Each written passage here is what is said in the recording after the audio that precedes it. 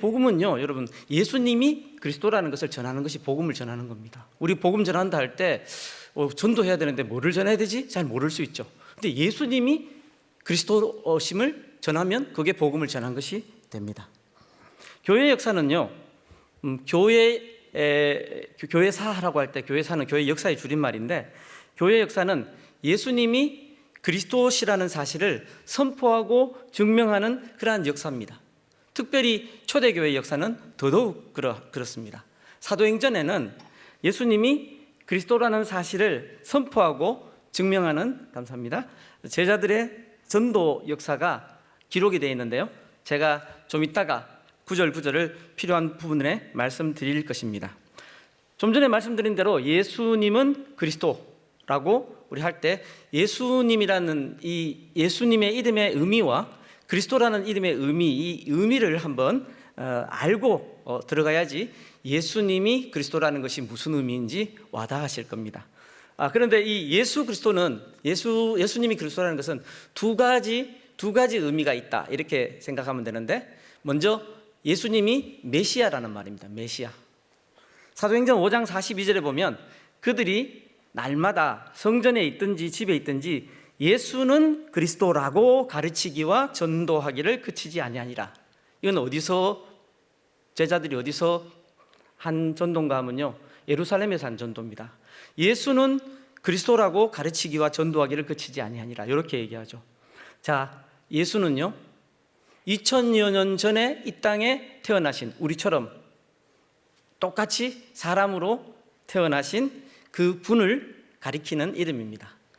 그러니까 그분의 이름입니다. 제게 이름이 있죠? 제 이름이 뭡니까? 원택입니다. 원택. 임원택이지만 임은 성이고 제가 임가고, 제 이름은 원택이에요. 저도 나이가 좀 먹을 만큼 먹었는데 이름 부르니까 좀 어색하시구나. 그런데 예수님도 이름이 있으신데 그게 예수가 이름입니다. 예수가 이름입니다. 그런데 이 예수님의 이름은요, 우리 이름하고는 달리 그 유대인들의 그 이름은 다 뜻이 있어요. 우리 이름은 원택하면 여러분, 원택이 무슨 뜻인지 모르잖아요. 그렇죠? 그런데 예수님 이름에는 뜻이 있어요. 마태복음 1장 21절에 보면 마리아가 결혼도 안 했는데 막 이렇게 임신했다고 그러니까 요셉이 파혼을 하려고 그랬잖아요. 그렇죠?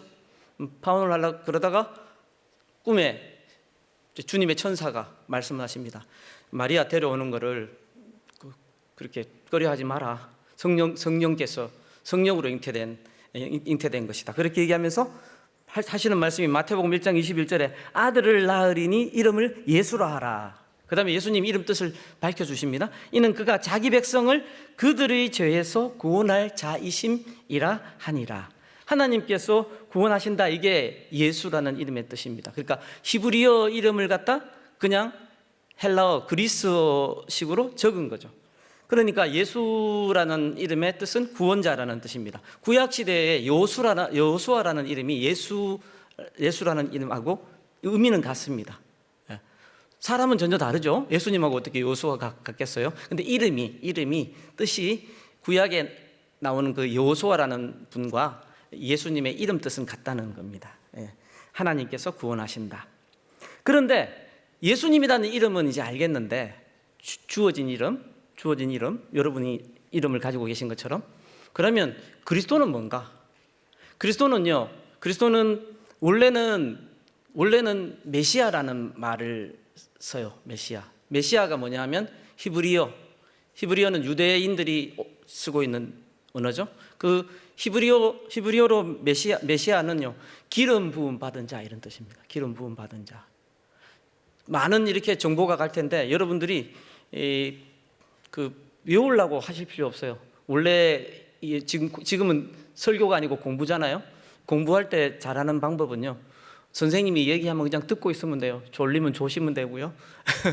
그 다음에 하다가 딱 얻어 걸리면 그게 남는 거예요. 그러니까 너무 긴장하시지 마시고 들으시면 돼요. 그러니까 예수님 이름 말씀드렸고요. 뜻 잘 몰라도 돼요. 구원자라는 뜻이에요. 우리 예수님이에요. 예수님. 그 다음에 그리스도라는 이름은 원래 메시아라는 히브리어를 갖다 그리스어로 이렇게 옮겨 놓은 건데, 메시아라는 뜻의 뜻은 기름 부음 받은 자다.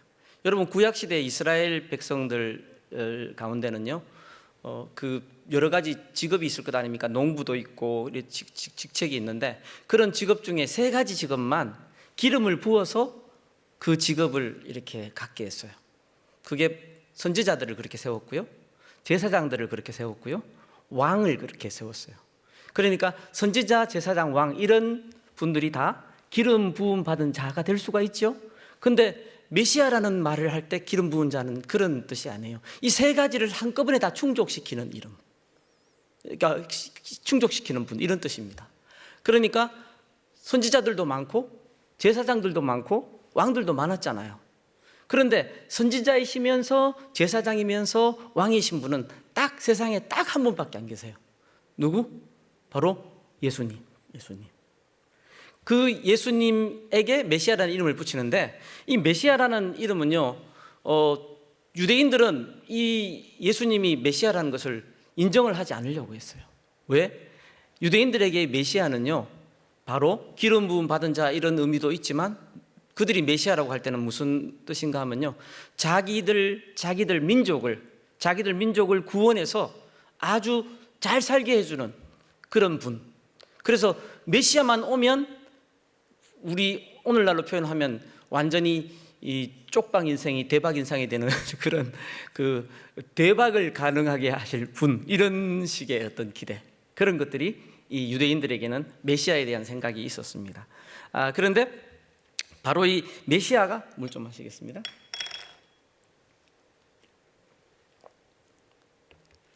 메시아가 히브리어로 기름 부음 받은 자고, 또 그 말을 그리스어, 헬라어로, 그리스어하고 헬라어 같은 말이에요.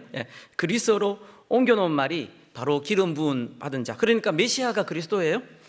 그런데 유대인들에게 이 메시아는 어떤 의미라고요? 하나님이라는 의미예요. 그리고 하나님의 아들이고 하나님이라는 의미예요. 그리고 메시아 그러면 하나님 이렇게 생각하면 돼요. 하나님이다 생각하면 돼요. 그런데 예수님께서 이렇게 사역하셨을 당시에 유대 사회에는 여러 종교적인 무리들이 있었습니다. 뭐 다 말할 수는 없고 그 중에 한 대표적인 몇 개만 말하면요, 있었는데 바리새인과 사두개인을 따로 설명하기보다는 한 번에 설명하는 그런 내용이 있습니다. 참고로 사도행전 23장 6절에서 8절에 보면 사도 바울이 이 예루살렘에서 전도를 하다가 붙잡힙니다. 그래서 나중에 그 유대인들 그 공회에 넘겨지게 되는데, 그 공회에 모여서 막 사도 바울을 이렇게 죽이라 이렇게 하는 사람들을 보니까 바울이, 이 성경 읽으면 이해가 될 테니까 성경을 읽겠습니다. 바울이 그중 일부는, 사도행전 23장 6절에서 8절입니다. 제가 목소리가 괜찮은 편이니까 그냥 들으셔도 충분히 이해가 될 겁니다. 안 찾으셔도 돼요, 그죠? 번거롭게 찾지 마시고 충분히 이해가 되시죠? 예, 제가 목소리, 저는 목사인데 목사 톤은 아니에요. 목사 톤은요, 일단은 약간 울려서 나와야 돼. 우리 담임 목사님도 울려서 나오는 목소리니까 목사 톤이죠, 그렇죠? 그런 분들이 계세요, 우리 그 목사님들 중에. 그런데 저는 그런 톤이 아니고 저는 좀 긁어내는 톤이죠, 목소리가. 그러니까 여러분들이 이 시간에 참 듣기는 좋은 강의입니다. 왜냐하면 졸릴 수 있는데 제가 목소리로 긁어서 여러분을 못 자게 하니까 어쨌든 알아들을 수 있는 톤이니까 들으시기 바랍니다. 바울이 그중 일부는 사두개인이요, 다른 일부는 바리새인인 줄 알고 공회에서 외쳐 이르되, 여러분 형제들아, 나는 바리새인이요 또 바리새인의 아들이라. 사도 바울이 자기 원래 출신이 그렇긴 하지만 자기가 출신이 바리새인인 것을 사용을 합니다. 왜? 이 위기를 벗어나야 되니까. 그래서 바리새인하고 사두개인이 섞였으니까 혼란스럽게 하기 위해서 이 말을 하는데, 성경에 설명이 다 나와요. 나는 바리새인이요 또 바리새인의 아들이라. 죽은 자의 소망 곧 부활로 말미암아 내가 신문을 받노라.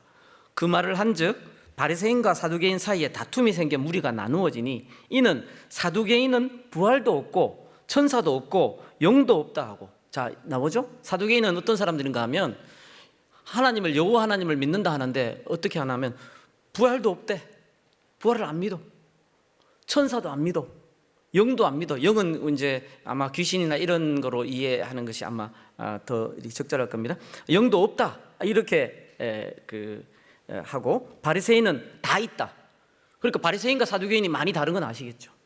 흔히 바리새인은 어떻게 이해합니까? 바리새인은 분리주의자 이렇게 해가지고 율법을 아주 규정을 엄숙하게 지키고 뭐 이런 사람들이라고 알고 있는데, 일단 바리새인과 사두개인의 차이는 이렇다는 겁니다. 그래도 바리새인은 그렇게 좀 엄격하게 하지만 그들은 부활도 믿고 천사도 있다 하고 영도 있다 하는 겁니다. 물론 바리새인이 믿는 부활은 사도 바울이 전하려고 하는 그 부활과는 다른 부활입니다. 우리 사도 바울이 전하려고 하는 부활은 뭡니까? 예수 그리스도께서 십자가에서 죽으시고 부활하심으로 우리가 부활하게 되는 그런 의미이기 때문에 좀 의미가 똑같다고 볼 수는 없죠. 하지만 그래도 사두개인은 좀 오늘날로 치면 뭐라고 좀 자유로운 그런 신앙을 가진 사람이라고 할까요? 그렇다면 바리새인은 좀 보수적인 그런, 어쨌든 사두개인도 있고 바리새인도 있고, 또 에센파라고, 에센파는 이제 뭐 이렇게 일반인들과 같이 지내지 않고 일반 사회에서 지내지 않고 그냥 동굴 같은 데 들어가 가지고 있으면서 금욕 생활하고 하는 그런 사람인데, 흔히 그 세례 요한이 에센파에 속한다 이렇게 추정하기도 하죠. 또 열심당도 있었습니다. 열심당은 뭐냐 하면요, 그 좀 무력으로 필요하면 무력으로라도 우리 유대 민족의 독립을 쟁취하자 이런 사람들이라 생각하면 됩니다. 칼 갖고 다니는 사람들이죠. 그래서 예수님 제자 중에도 열심당이라고 하는 그 언급이 나오죠. 그 한 사람이 있습니다. 네, 열심당도 있습니다. 그런데 바리새인도 있고 사두개인도 있고 에센파도 있고 열심당도 있지만, 이런 그 외에도 많이 있지만, 이런 유대인들이 공통점이 있었습니다. 자기들의 신앙의 차이가 있으면서도 이들이 한결같이 가지고 있는 공통점이 뭐냐 하면 바로 뭘까요? 이미 답을 다 여러분 알고 계신 것 같은데, 메시아를 기다린다는 거예요. 메시아. 왜? 메시아가 오셔야지 자기들이 지금 이 로마 제국의, 그때는 여러분 식민지 같은 상황, 식민지 상황이잖아요. 우리로 치면 우리가 일본 제국주의의 식민지 했던 것처럼 얼마나 힘들겠어요. 그러니까 바라는 게 뭡니까? 이 메시아가 오시면 이걸 갖다 일거에 다 엎어버리고 자신들이 이렇게 다 엎을 수 있다, 그리고 통치할 수 있다, 이렇게 생각을 하고 있었던 겁니다. 그러니까 메시아를 대망하는데, 이 모든 색깔이 이렇게 다른 사람들이, 유대인들이 한결같이 바라던 분이 바로 메시아입니다. 메시아. 자, 메시아까지는 아시겠죠? 메시아. 그 아주 굉장히 여러분들 졸지도 않고 어떻게 이렇게 열심히 들으세요? 너무 감사해요. 네, 굉장히 졸릴 수 있는 시간인데, 하여튼 감사한데, 어쨌든 메시아를 기다리는데, 이렇게 메시아를 고대하고 있는 유대인들에게 뭐라고 전했다고요? 아까 바로 예수님이 메시아라고. 우리가 흔히 나사렛 예수라고 하잖아요. 그건 출신을 얘기해요. 출신, 지역. 그러니까 요즘은 예를 들어서 뭐 우리가 방배동에서 뭐 방배동 출신, 뭐 천안 출신 이렇게 얘기하듯이 예수님 출신을 나사렛에서 자라셨다고, 나사렛 예수 이렇게 얘기하는 거죠. 근데 그거는 이름은 아니죠. 예수님 그거 할 때는 뭡니까? 가계 족보로 얘기할 때는 요셉의 아들 이렇게 얘기하죠. 성경에서 누구의 아들 이렇게 얘기하죠. 다윗의 자손, 요셉의 아들, 이런 식으로. 그렇죠? 그러니까 가계로 치면 우리에게 성에 해당하는 것은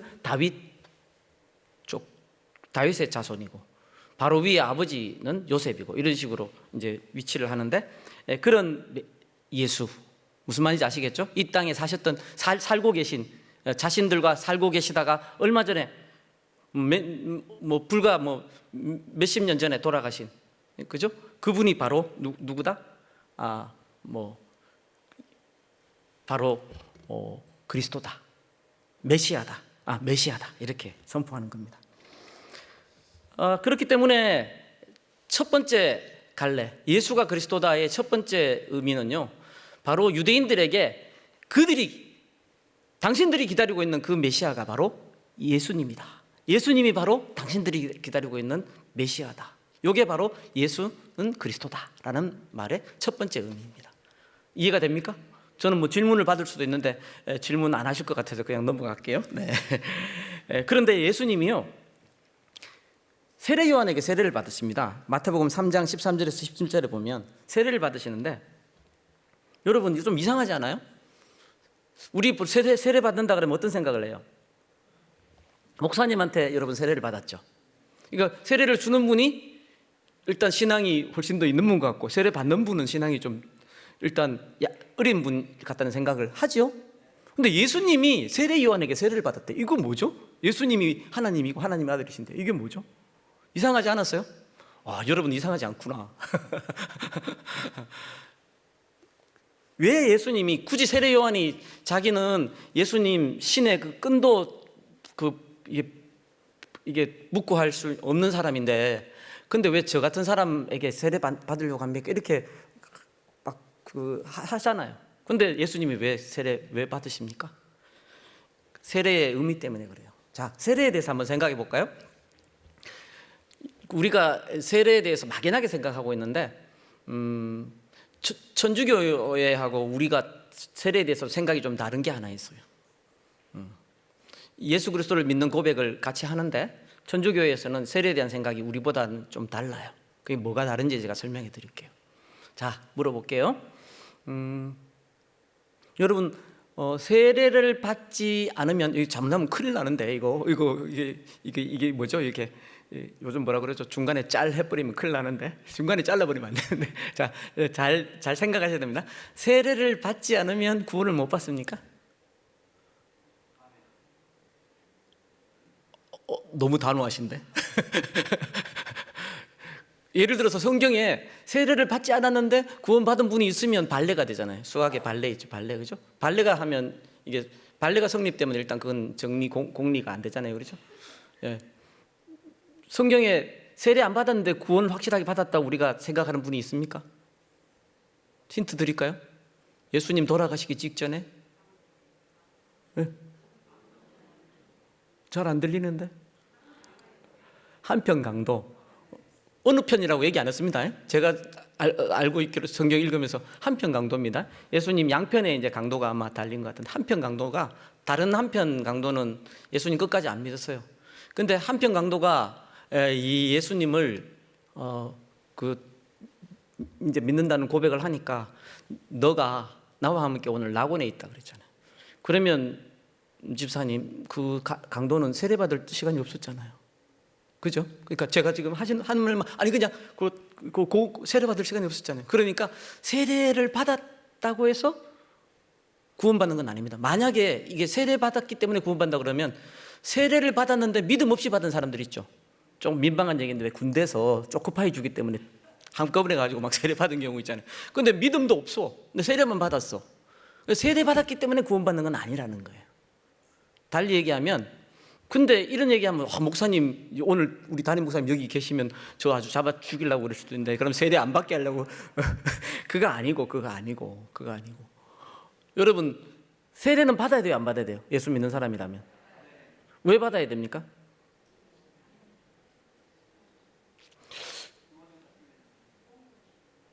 세례를 받아야 구원받는 건 아니에요. 그래도 일단 이렇게 막 밀고 들어오시면 안 되고, 논리적으로 저를 설득하셔야죠. 성경적으로. 네. 여러분, 우리는 예수를 믿으면 세례를 받아야 돼요. 아멘? 그런데 세례 받았다고 구원받는 건 아니에요. 그러면 세례는 도대체 무슨 의미가 있냐는 거예요. 그렇죠? 자, 세례는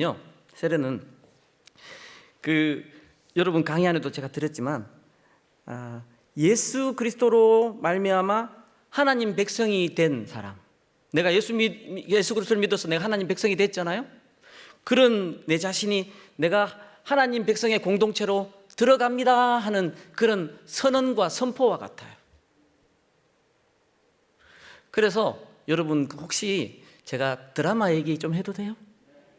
옛날 얘기할 건데 라떼 해도 돼요? 여러분 괜찮죠? 라떼? 예, 커피 얘기하는 게 아니고, 옛날 그 드라마 중에 파리의 연인이라고 있었어요. 파리의 연인, 김정은, 저 위에 김정은이 말고 탤런트 여자 김정은, 그죠? 김정은하고 박신양하고 나왔는데, 박신양이 회장인가 회장 뭐 아들인가 뭐 그렇고, 김정은은 진짜 이게 별로 가정이 약한 그런 거잖아요. 근데 둘이 사랑해. 그런데 박신양이 안타까운 게 뭐냐 하면, 김정은이 자기를 대놓고 이렇게 자기 애인이라 얘기 못하는 게 그게 안타까운 거라. 그때 유명한 대사가 뭐죠? 그렇지. 야, 아까 성경 물을 때는 대답을 안 하시더니 되게 아주 좋은 분위기입니다. 저도 그렇습니다. 그런 게 기억이 속속 나요. 왜 이 사람이 내 사람이라고 말을 못해? 다 그런다고요. 자신을 왜 이 사람이 내 사람이라고 말을 못하냐고. 그런 대화 맞죠? 제가 하도 오래전이라서 나도 검증을 안 해가지고 그런 비슷한 대사인데, 그렇죠? 무슨 얘기인가 하면, 이 사람이 내 사람이라고 왜 얘기를 못하냐. 그건 뭔가 하면요, 자, 한번 물어볼게요. 여러분, 만약에 부득이한 사정으로 상황이 안 돼서 결혼식을 치르지 못하고 웨딩은 결혼식이죠. 결혼 생활은 메리지고, 결혼식을 치르지 못하고 결혼 생활을 하는 분들이 있어요. 죄 짓는 거예요? 그 자체가 죄는 아니죠. 혼인 신고하고 이렇게 이제 살면 형편이 안 돼서 결혼식을 못 치르는데 어떡하겠어. 그런데 하지만 우리가 결혼식 해요, 안 해요? 결혼식 안 하고 살아도 되는데 왜 결혼식 해요? 결혼식의 의미가 뭐냐는 거예요. 결혼식의 의미가 뭐죠? 남자 입장에서는요, 이 여자는 내 여자야, 그러니까 손대지 마, 딴 눈뚝 들이지 마, 너희는. 이게 결혼식의 의미입니다. 여자 입장에서는요, 이 남자는 내 남자야, 그러니까 다른 여자들이 이제 내 남편 이렇게 앞에서 꼬리치지 마, 이겁니다. 이게 결혼식의 의미입니다. 세례도 그런 의미가 있어요. 여러분, 그냥 부득이한 사정으로 정말 형편이 안 돼서 그냥 혼인신고만 하고 그렇게 결혼생활을 하고 살 수 있어요. 그게 죄는 아니에요. 하지만은 결혼생활 할 거라면 가능하면 어떻게 합니까? 결혼식을 하고 결혼생활을 하는 것이 좋겠죠. 그렇죠? 아멘이라고 할 필요 없어요. 이런 거는 그냥 네 그러면 돼. 네. 그렇잖아요. 네. 그렇기 때문에 세례도 그래요. 정말 부득이한 상황에서 못 받을 수도 있어요. 예수를 지금 죽기 직전에 믿었어. 세례 받을 틈도 없어. 우리 아버지가 그렇게 돌아가신 분이 계실 수도 있어요, 여기. 근데 목사님 와서 기도해 주셔서 세례는 못 받았어. 우리 아버지 구원받을 수 있을까? 돌아가시기 전에 예수님을 믿는다고 고백했어. 그러면 구원받는 거예요. 아멘. 그런데 천주교회는 조금 달리 생각해. 세례를 그래도 받아야지. 그래서 그 사람들은요, 뭐가 있나 하면요, 아기가 태어나잖아요. 요즘은 아기 태어나도 그렇게 빨리 뭐 죽는 경우들이 없잖아요. 그래도 이렇게 참 병원 그런 시설이나 좋아서 이렇게 어지간하면 애들이 다 이렇게 잘 자라잖아요. 근데 옛날에는 나서 죽은 사람들이 많았어. 우리 어머니 때도 그런 사람들이 많이 있었잖아요, 그죠? 그래서 여러분 중에도 그렇잖아요. 호적 한 1년 뒤에 된 분들 있죠. 왜 그랬어요? 얘가 크고 나면 얘 호적에 올리려고 클 때까지 기다려주는 거예요.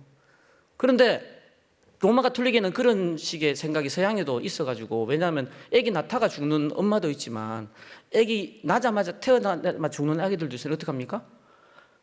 급하면 보통은 태어나서 얼마 안 돼서 바로 신부가 와서 이렇게 세례를 주도록 하는데, 그게 안 될 경우에 급할 때는 산파가 세례를 줄 수 있도록 해요. 산파가. 왜 그랬을까요?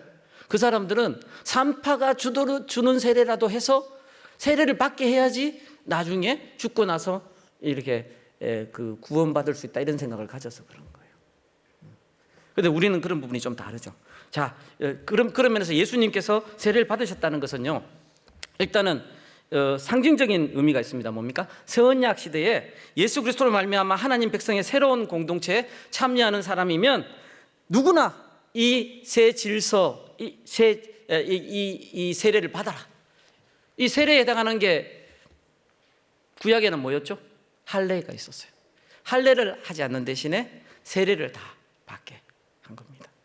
구약의 할례라면 신약에는 세례. 네. 그래서 이것을 성례로 제정하신 겁니다. 누가? 우리 예수님이 친히 그 본을 보이심으로.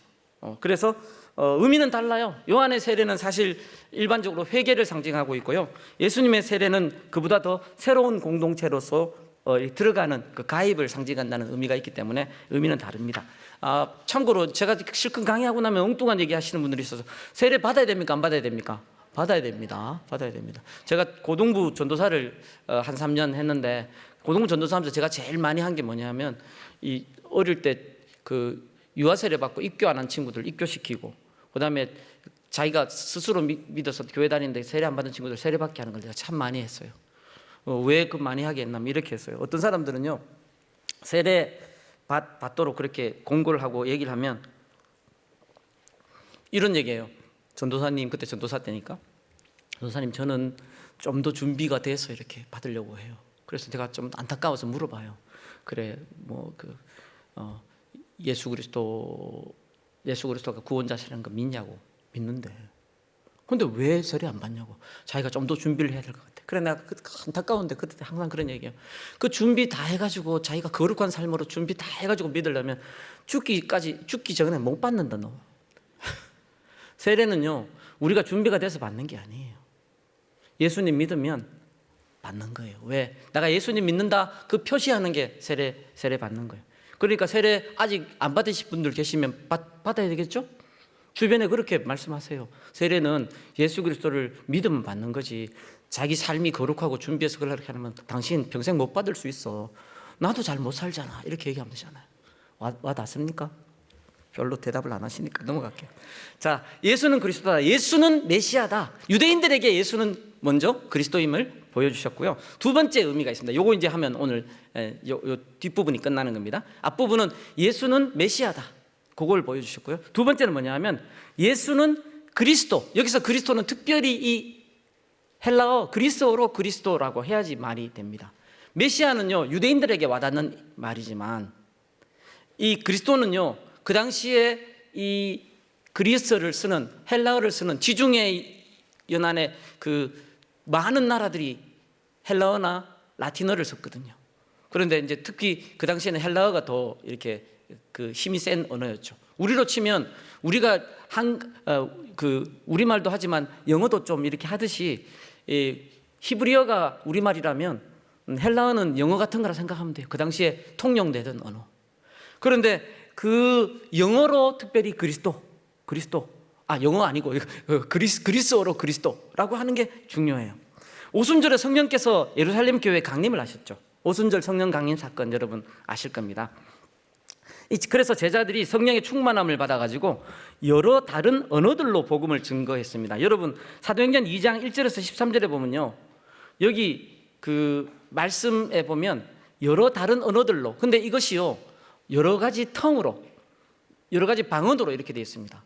그러니까 여러분 여기서 제자들이 성령의 충만을 받아서 자기가 평소에 하지 않는 언어로 복음을 전하는 거예요. 근데 그게 방언이죠. 방언을 하는데 이 방언은 우리가 금요기도회 때나 혹은 이렇게 개인 기도할 때 하는 그 방언하고는 좀 다른 방언이죠. 그렇죠? 우리가 보통 기도할 때 하는 방언은 어떻습니까? 뜻은 의미는 아는데 하시는 분이 이 얘기를 하면 참 조심스럽긴 한데, 왜냐하면 여러분이 참 기대가 있을 텐데 우리 담임 목사님이 제가 이런 얘기했다고 저를 꾸중하실 수도 있는데, 저는 목사지만 아직 방언을 못 받은 목사예요. 그런 사람도 목사가 됩니까? 예, 목사가 이렇게 돼서 가르치고 있어요. 미안해요. 그런데 원래 그 기도할 때 방언으로 기도하시는 분들은 뜻은 알지만 그 말 자체를 하나하나 다 통역하는 분이 따로 있어야 되잖아요. 그렇죠? 그렇기 때문에 그것은 어떤 면에서는 의미를 우리가 알지 못하는 그런 말이 방언으로 우리가 기도할 때 기도를 이렇게 깊이 하도록 하나님께서 주시는 은사죠. 그런데 지금 사도행전 2장 1절에 성령의 충만을 받아서 제자들이 이렇게 전할 때 이 한 말은요, 이거는 제가 여러분 별로 안 믿는 것 같은데 사도행전 2장 찾아볼까요? 사도행전 2장에요. 제가 그 부분을 읽어드릴게요.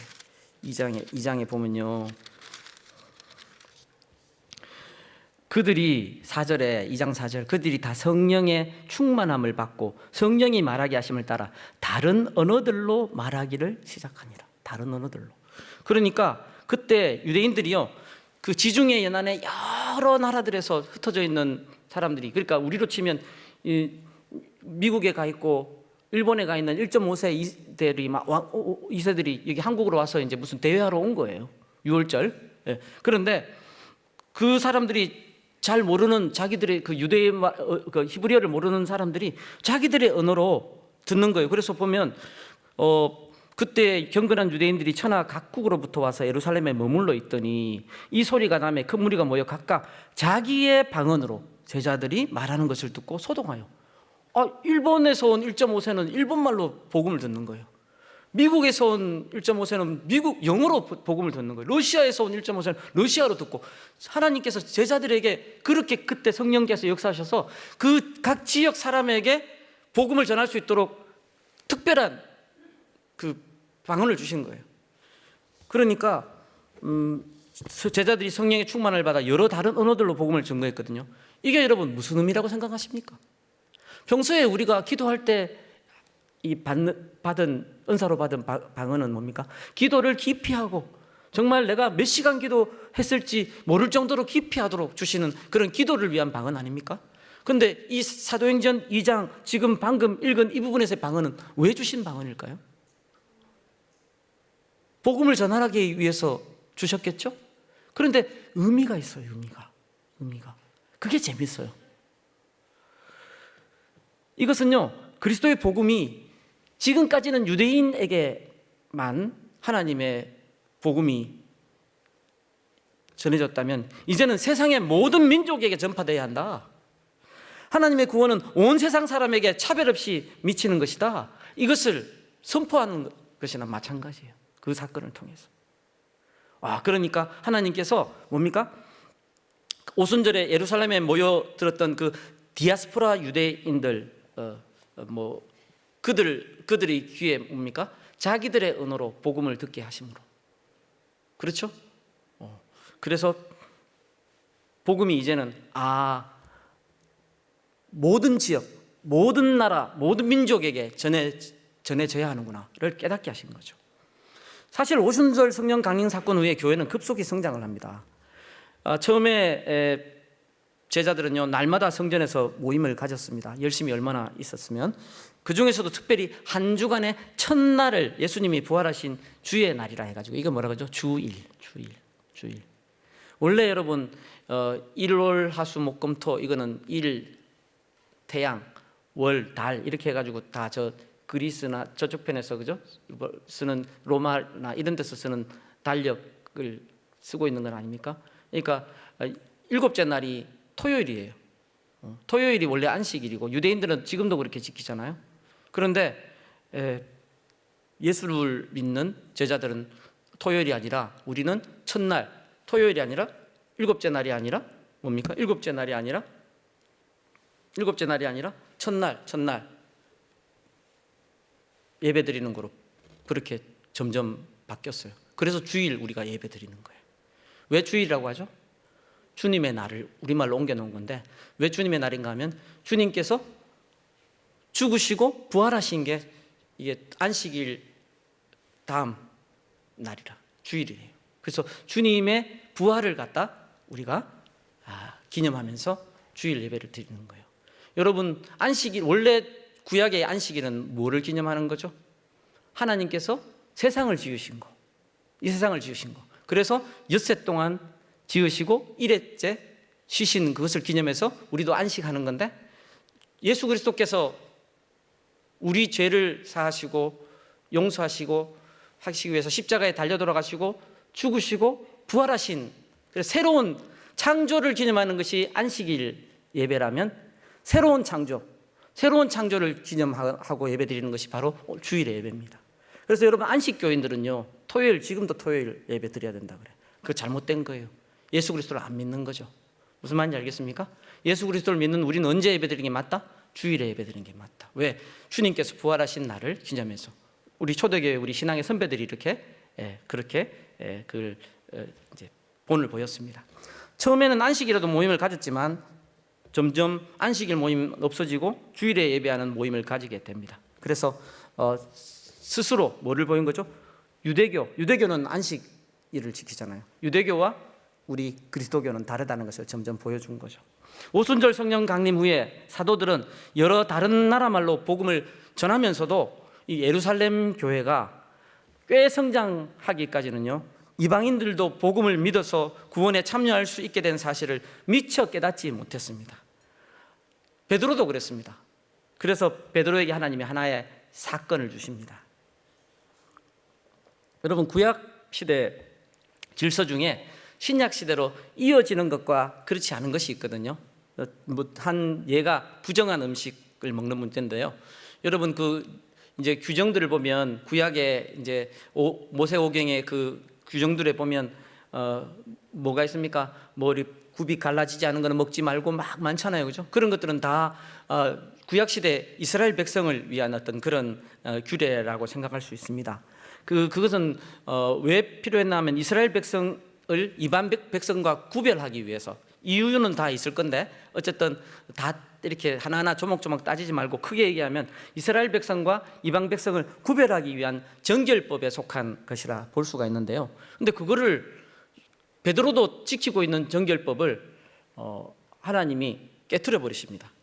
고넬료 가정의 구원을 준비하시면서 그렇게 하십니다. 사도행전 10장 1절에서 48절에 보면 그 고넬료 가정의 구원의 기사가 기록되어 있는데요. 사도행전 10장 9절에서 16절 제가 읽어드릴게요. 이튿날 그들이 길을 가다가 그 성에 가까이 갔을 때에 베드로가 기도하려고 지붕에 올라가니 그 시각은 제6시더라. 이거 어떤 상황인가 하면요, 이미 하나님이 이 고넬료 쪽에는요 이미 작업을 하셔가지고 작업이니까 좀 이상하네, 그죠? 이제 천사를 보내셔서 베드로 초청하라 이렇게 들어간 상황인데 베드로는 아직 모르는 상황입니다. 그 상황에 이제 지붕에 올라가니 기도하려고 지붕에 올라갔어요. 그 시각은 제6시더라. 그가 시장하여 먹고자 하매 사람들이 준비할 때 황홀한 중에 이 황홀한 중에가 이제 이게 그거죠. 우리가 이해할 수 있는 거죠. 신비한 체험을 합니다. 베드로가 하늘이 열리며 한 그릇이 내려오는 것을 보니 큰 보자기 같고 네 기를 메어 땅에 들이웠더라. 그 안에는 땅에 있는 각종 네 발 가진 짐승과 기는 것과 공중에 나는 것들이 있더라. 또 소리가 있으되 베드로야 일어나 잡아 먹어라 하거늘 베드로가 이르되 주여 그럴 수 없나이다. 속되고 깨끗하지 아니한 것을 내가 결코 먹지 아니하였다 한데. 지금까지 베드로는 한 번도 그런 거 내가 안 먹었습니다. 근데 주님 왜 먹으라 합니까? 이렇게 자기가 지켜온 법을 깨라 하니까 말씀드리는 거예요. 그랬더니 또 두 번째 소리가 있으되 하나님께서 깨끗하게 하신 것을 네가 속되다 하지 말라 하더라. 이런 일이 3번 있은 후 그 그릇이 곧 하늘로 올려져 가니라. 이 환상을 통해서 베드로에게 뭐를 깨우쳐 주셨나 하면요, 너희 이 복음이 유대인들 너희들만 위한 거 아니다. 이방인들에게도 이 복음이 전해져야 된다. 이걸 보여주신 거예요. 왜? 유대인들 정결법은 뭡니까? 유대인들은 지키면서 이방인들과 구별되기 때문에 구원은 자기들에게만 있다. 이런 표현과 마찬가지거든요. 그거 아니라는 거죠. 그거 아니라는 거예요. 그래서 하나님이 베드로에게 이 부정한 음식을 먹어도 좋다 하는 것을 환상 가운데 보여주신 것은요, 이제는 하나님의 구원이 그리스도 안에서 유대인만이 아니라 만백성에게 미치게 되었다. 이걸 갖다 가르쳐 주신 거예요. 누구? 맞자자 베드로에게. 베드로가 그 정도 수준이면 딴 사람들은 이해할 수 있을까 못했을까? 아무것도 모르고 있는 거죠, 아직. 이스라엘 백성과 이방 백성을 구별하게 하는 표지가 그 의미를 상실했다는 것을 보여주신 겁니다. 베드로는 이 구약의 정결법이 폐지되었고 이방인에게도 하나님의 구원이 미치게 된 사실을 이렇게 이해하게 됐음에도 불구하고 나중에 보면요, 또 할례 문제에 있어서 아직도 고정관념을 버리지 못합니다. 그래서 그 일로 바울과 논쟁을 벌입니다. 이 문제를 두고 이제 히브리파하고 헬라파가 의견이 나뉘게 되는데요. 히브리파는 무슨 말인가 하면 이제 히브리어를 쓰는 유대인들, 헬라파는 헬라어를 주로 쓰는 유대인들. 근데 히브리파는요, 이방인도 예수님을 믿어서 하나님 택한 백성이 되려면 옛날 구약 시대 이스라엘 백성처럼 할례를 받아야 된다. 이게 주장했던 사람들이에요. 이런 입장을 가지고 있었는데, 그러다 보니까 여전히 베드로 속에 뭐가 있습니까? 이방인들하고 같이 하는 것을 이렇게 꺼려하는 마음이 있는 거예요. 그래서 여러분 갈라디아서 2장에 보면요, 이런 부분이 나와요. 유대인 앞에서 이방인과 식사하다가 그 자리를 피하는 상황이 나옵니다. 갈라디아서 2장 12절에서 13절에 보면요, 야고보에게서 온 어떤 이들이 이르기 전에 게바가 바로 베드로거든요. 이방인과 함께 먹다가 그들이 오매, 유대인들이 오매 그가 할례자들을 두려워하여 떠나 물러가며 남은 유대인들도 그와 같이 외식함으로. 여러분, 이게 외식이 뭐 아웃백에서 식사한 게 외식 아니라는 거 아시잖아요, 그죠? 예, 하지 말아야 될 그런 그런 행동한 거죠. 예, 외식함으로 바나마도 그들의 외식에 유혹되었느니라. 이렇게 이제 꾸짖는 내용이 나옵니다. 결과적으로 이런 일로 인해서 선교가 힘을 잃었습니다. 초기에 힘을 잃었습니다. 이 반대파는, 이 히브리파와 달리 이제 반대파는 예수 그리스도 안에서 성령으로 말미암아 영적으로 새 사람이 되는 그리스도인들은 구태여 옛 언약의 징표인 할례를 받아야 할 이유가 없다. 이렇게 항변을 했습니다. 이 문제 때문에 사도행전 15장에 무슨 회의가 열리냐면요, 예루살렘 회의가 열립니다. 저는 예루살렘 총회라고 표현하는데, 이 중요한 의제가 뭐냐 하면 바로 예수 그리스도를 믿게 된 이방인들에게 어떤 규정을 적용해야 되냐, 우리 유대인하고 똑같이 적용해야 되냐 아니냐, 이걸 가지고 따졌습니다. 베드로와 히브리파가 바울의 견해가 옳다고 결국 인정하고 승복하는 바람에 교회는 이 문제에 대해서 통일된 공적인 견해를 가질 수 있게 됩니다. 사도행전 15장 1절에서 29절에 나오는데, 특별히 사도행전 15장 29절에 보면 우상의 제물과 피와 목매어 죽인 것과 음행을 멀리할지니라, 요 네 가지, 우상의 제물, 그 다음에 피, 목매어 죽인 것, 음행, 요것만 그 예수 그리스도를 믿은 이방인들에게 행실을 위해서 금하고, 다른 것들은 할례 같은 것 따로 규정 강요 안 했습니다. 그게 사도행전 15장에 굉장히 큰 일을 한 거죠. 왜냐하면 막 구속할 수 있는 것들을 풀어준 거죠. 그만큼 이제 베드로의 마음도 열렸지만 여전히 갈라디아서에 있는 것대로 쉽진 않았다. 의식이 바뀌는 것은 쉽지 않습니다. 사실 구약 성경의 역사와 예언은요, 예수 그리스도의 오심과 구원 사역에 대한 예언이고 언약이고, 신약 성경은 그리스도로 말미암아 성취된, 구약에 성취된 것들을 우리에게 말씀하고 계십니다. 그러니까 구약은 신약의 말씀을 통해서 이해해야 한다. 이것이 올바른 성경 이해죠. 유대인들은 아직까지 구약만 가지고 있으면서 뭡니까? 신약을 통해서 구약을 이해하는 것을 안 하기 때문에 예수님이 그리스도인 것, 예수님이 메시아이신 것을 아직도 못 믿는 겁니다. 그리스도인이 만약에 신약 성경을 전혀 인정하지 않는 유대교 신자처럼 구약 성경을 이해하고 있다, 구약 읽으면서 구약은 따로 거기서 예수 그리스도를 이렇게 발견하지 못하고 있다 그러면요, 이거는 성경을 문자적으로만 이해하는 이런 방식인데, 구약 말씀을 히브리파 신자들처럼, 그러니까 잘못 이해하고 있는 것이라 볼 수가 있습니다. 자, 이렇게 해서 스데반과 사도행전 6장 8절에서 7장 60절까지 스데반이 순교하는 내용이 나오죠.